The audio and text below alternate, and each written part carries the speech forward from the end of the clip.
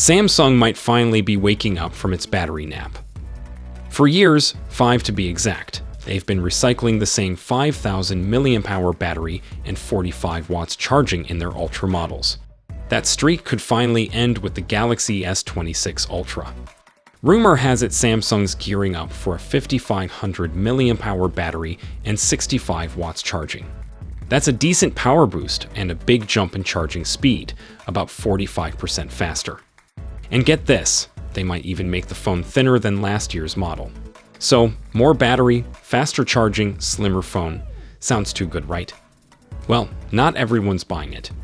While leaker Chun's all in on the upgrade hype, Ice Universe, who's rarely wrong, is sticking to the no change story. So yeah, we're in leak limbo.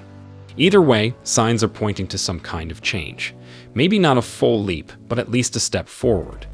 Knowing Samsung though, they might just tweak one thing and call it a revolution. Now onto performance, because there's something big cooking there too. The S26 series is expected to drop with Qualcomm's new Snapdragon 8 Gen 3 Elite 2 chip sometime around September 2025. But here's the twist. Samsung's supposedly scoring a special for Galaxy Edition again, and this time the Prime core might hit 4.74 GHz.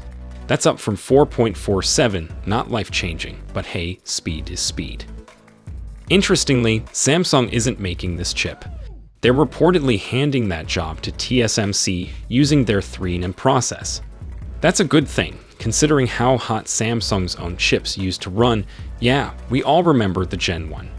Meanwhile, an Exynos 2600 is still in the works, but don't expect to see it in the Ultra.